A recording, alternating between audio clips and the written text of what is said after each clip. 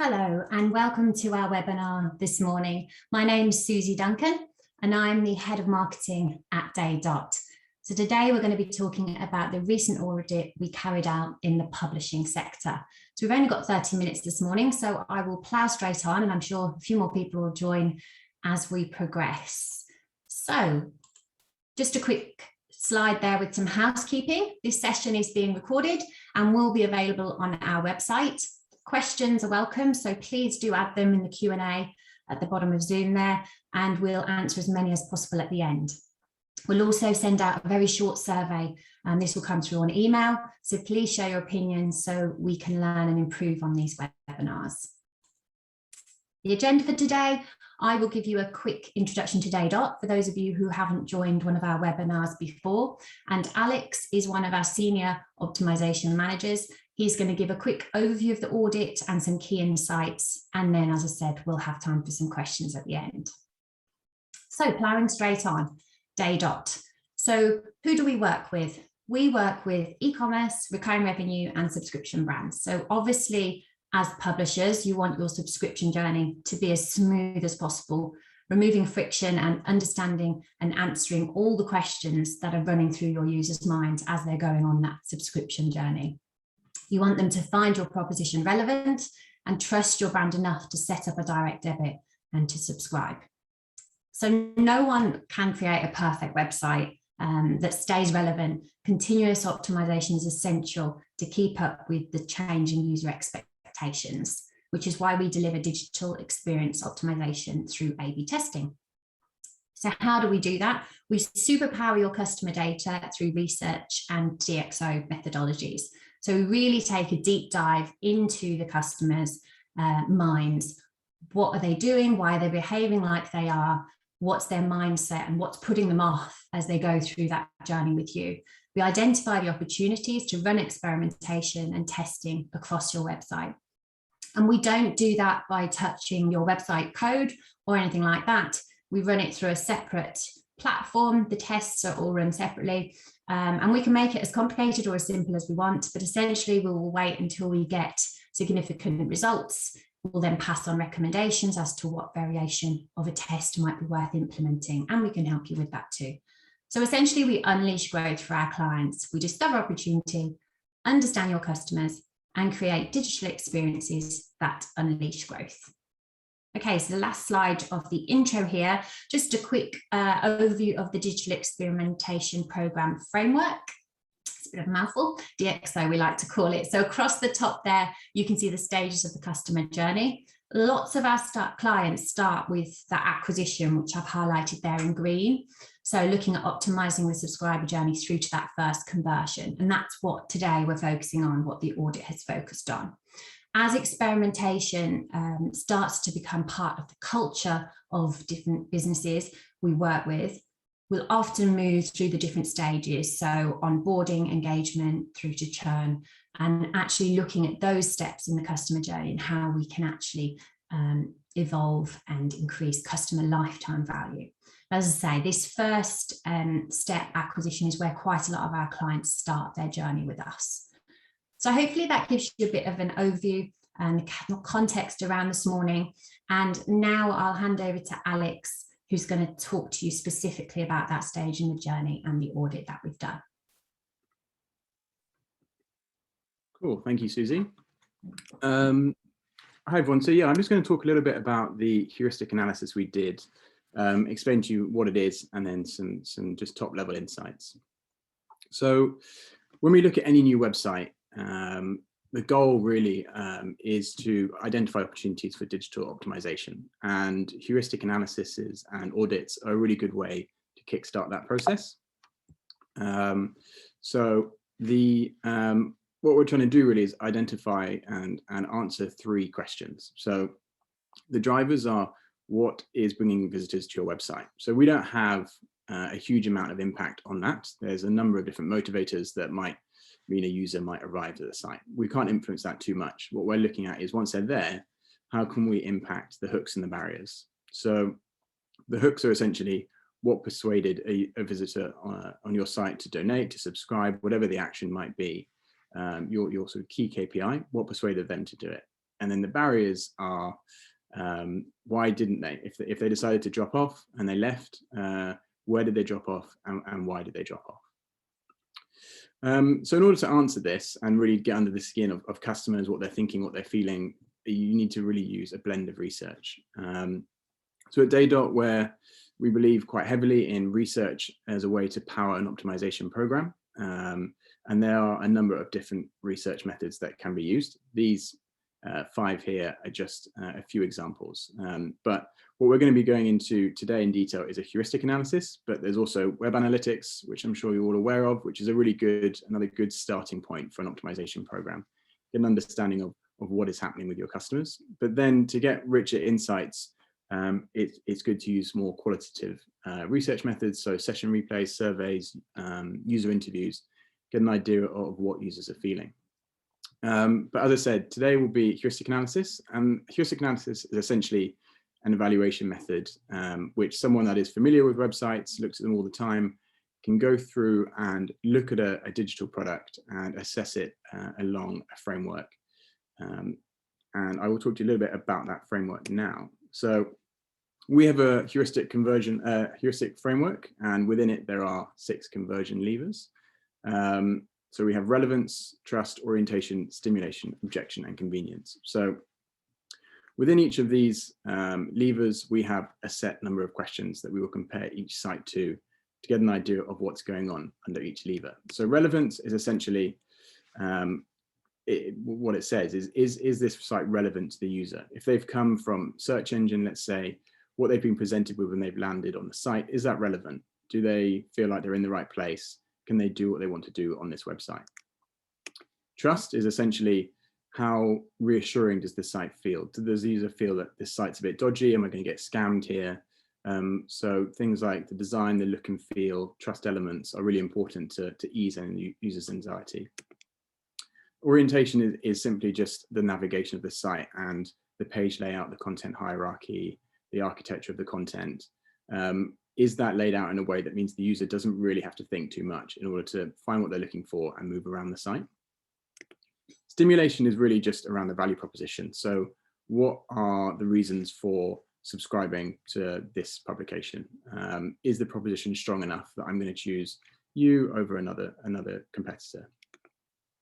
Objection, like any sales period or any sales journey, there's going to be questions that a user has, and how does the website address these? Does it do it in a way that's not too intrusive, but also means that the information is there when a user needs it?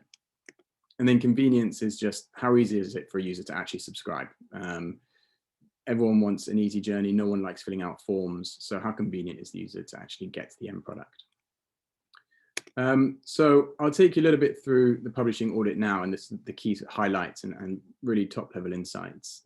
So we audited 10 magazines. Some names there you'll probably know of. And overall, the results were a mixed bag in terms of performance against our conversion levers. So the highest score was the week, 24 out of 30. But then we had some lower scores at 11 out of 30, but the average was sitting around 17 out of 30. So in terms of where in the industry, so we're doing well in terms of conversion levers versus not doing quite as well. Relevance across the board was done pretty well. So that basically means that sites were doing a good job of making people know where they are, that they're in the right place to subscribe to X publication. But where there was perhaps room for improvement across the board was orientation. So making that journey and the content in that journey, the architecture of it, laying the content out in a way that means that it was easy for the user to navigate, and it reduced the friction to essentially lower their cognitive effort to engage. There's a lot of work that could be done there. And then also objection. So this is addressing users' anxieties around, perhaps it could be questions around payment or trust. So there's some work can be done around there to help address user concerns there. So what I'm going to do now is just go into a few examples of what I'm talking about when I talk about relevance, orientation, objection, that will help bring this to life. It's worth noting that these examples are based on, it's not scientific heuristic analysis, it is just based on looking at a website. So this is very top level content, and then you would go further detailed with more research to kind of make this into richer insights. So the first example we've got here is on Car Magazine. So what we're looking at here is essentially, let's get rid of that, sorry, essentially low relevance may lead to user drop-off. So we've got here the home screen of Car Magazine. And if I've come here and I've decided that, yep, okay, I want to subscribe to Car Magazine, I then click on subscribe down here. But what that's done is it's then taking me to a digital preview of the latest Car Magazine.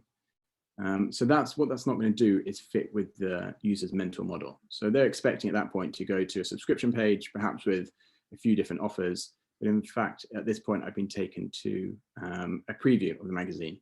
And it's only further down in the page that you can then click another link that takes you to that page of offers.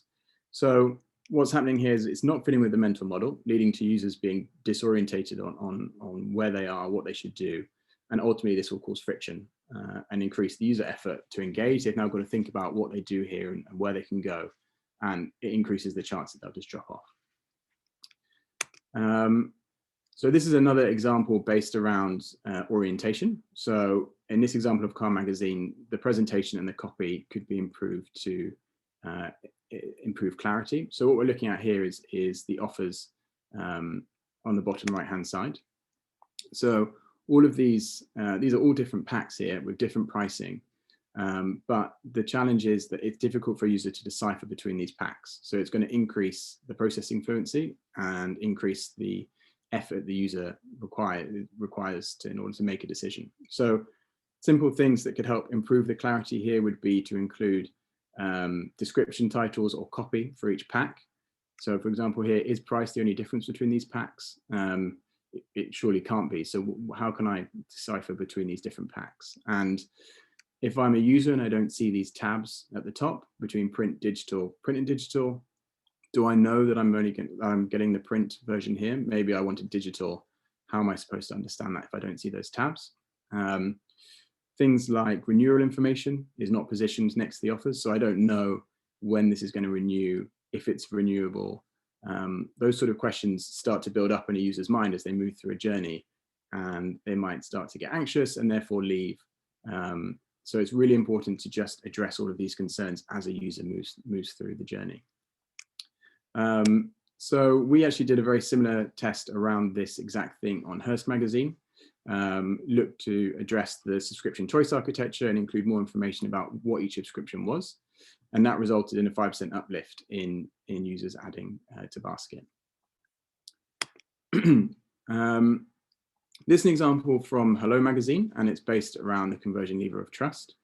So I think everyone probably knows Hello Magazine, and it has a level of what we call presumed credibility. So presumed credibility is essentially, you know what it is, and you know it's a product that works, people like it. And Hello Magazine can fit into that category. You know what it is when you get it.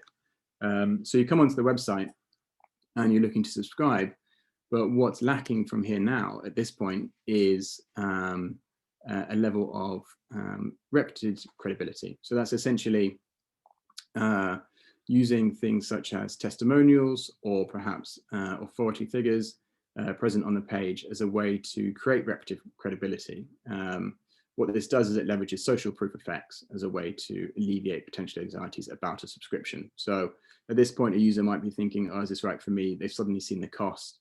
And at that point, you probably need to just alleviate some of those anxieties of, yes, lots of people are doing this. These figures are doing this. It's definitely something you should be doing.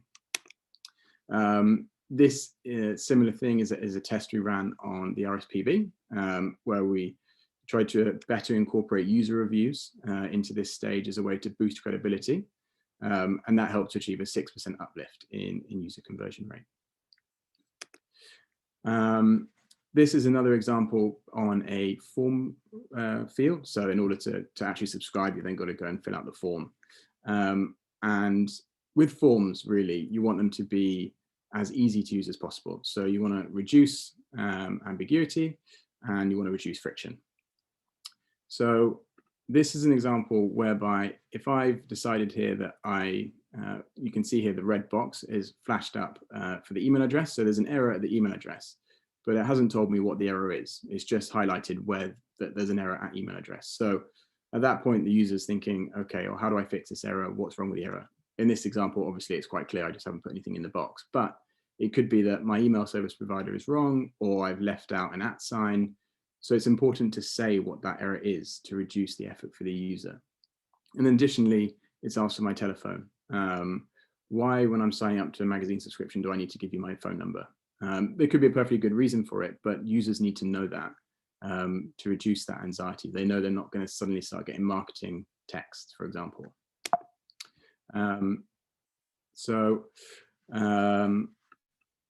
We did a case study around that as well for the Wall Street Journal. So they were keen to get more people to sign up to subscriptions through their app, but the form was long, it was confusing, there's a lot of ambiguity around how users should interact with it. So a test to improve clarity across the form had a really big impact, increasing total submits by 26%. So that's just some top level insights from the report that I've provided there. With any sort of given website, we do have a number of different packages for audits, starting from on the left, which is just a quick audit, which is essentially going through your site and providing some recommendations, into more that are different tiers based on different levels of research that we go into to provide recommendations, and also perhaps try and test out some of those recommendations. But I believe this will be sent to you, so you can have a look at that in your own time. So that's very quick today, but that's the content done. So I think at this point, it's just any questions that anyone might have.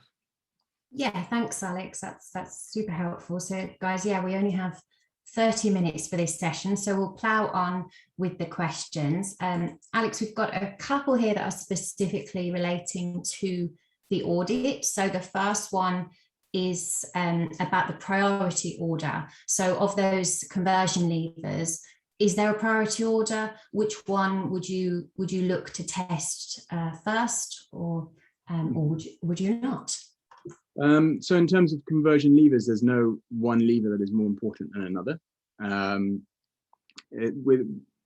As I said before, a heuristic analysis is really just the first step in identifying an opportunity that might exist on your website. So once you've done this, you'd probably want to go and do more in-depth research, analytics, user interviews, that sort of thing, to get an understanding of the user in more detail. And from that, you would create test ideas. And it's those test ideas that you prioritize.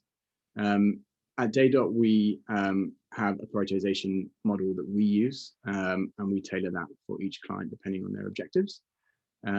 So it's at the prioritization stage, a bit further on in the optimization process, that you would start to prioritize test ideas rather than at a heuristic analysis point.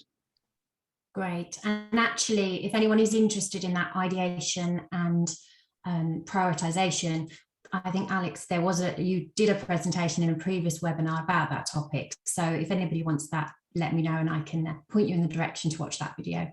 Okay, so another question we've got: how long does the higher tier package that we just had on the last page, you mentioned, take to see results? So similar to what I just said, the higher tier package would include more research techniques. So producing a research report from different techniques could take as little as a week to a month. But if you want to then actually get results out of that beyond just recommendations, you'd put into place a testing roadmap. So we plan testing roadmaps quarterly. So every 3 months, we'd have a series of tests for our clients. And normally within those 3 months, that would include research and ideation, and then start testing out. So I'd say if you want sort of to research, ideate, prioritize, test, and then also get results, you're looking at a minimum of 3 months. Okay, great. Another couple of questions have just turned up on the chat here, so I'll just read those out. What test was conducted on Hearst Magazine subscription splash page? Did you reduce payment options or make the offer clearer? So on Hearst Magazines, it was a number of things. It was the choice architecture. So it was layout of the choices, what the order of the choices, and their hierarchy on the page. And then also, additionally beyond that is, yes, certain copy to alleviate anxieties around payment. I remember specifically it was payment renewals and for users paying on direct debit, understanding more around when they pay and etc. I think we have a case study around that test, so we can forward that on. Yeah, and just to say, Greg, we worked with Hearst for over 6 years now, so there's a lot of tests and a lot of results and insight we've done a fair bit with those guys. Okay, another question: how important is constant experimentation? Yeah, I think that's really important. Always try and get to a point where you are always testing and you're feeding those insights back into previous tests. Testing is always an ongoing process. You never really land on the answer. You test something, it works, and you iterate on that, and you have to keep moving. Websites and users don't, their behaviors change. So you need to keep up with that. So testing should, in an ideal world, in a mature optimization program, always be on. And you've always got testing moving. Great. And then we've had a question that is slightly off topic of the audit, but still really interesting. So perhaps you can answer this. What features are best to promote to retain customers and reduce churn? That really depends on the product that you have and what you're working with. An example that we have, so I've done a lot of work with the Wall Street Journal, who are looking to go through that, is how to better retain customers once they subscribed. So a big piece of research to understand what the habit forming actions were with the Wall Street Journal. So that research uncovered, as you might expect with newspapers, lots of people with newspapers play puzzles or whatever it might be. With the Wall Street Journal, their app was a really good way to get users to form habits and ultimately retain as a customer. So finding ways to better present the app to a user once they subscribed, especially if they subscribed via desktop. So there's a number of ways we did that. With them, we've actually developed essentially a new product, which is a on-site onboarding experience, where not only do we show users all the benefits that they can have with the Wall Street Journal, so for example, the app, but we've tried to make it as a way that it's relevant to the user. So every user gets a different onboarding journey because we don't just want to force feed users, oh, you must use this content, engage with this because we think it's going to make you stay. It's about trying to get the user to not just engage with the product, but entangle the product around the user. So it's just part of their everyday life. And that's through an on-site experience. We did that. Okay, great. Thank you for answering those. I think that's all we've got on there at the moment. So guys, thank you so much for joining us this morning. We hope you found it useful. As I say, it's just the tip of the iceberg of what we do. So experimentation can be, there's a lot more to it and can be far more complicated. And as I say, we do looking at retention and engagement as well. So if you have any other questions that pop up, my details are on the last screen there. But thank you very much, and look out for the survey. Thanks a lot.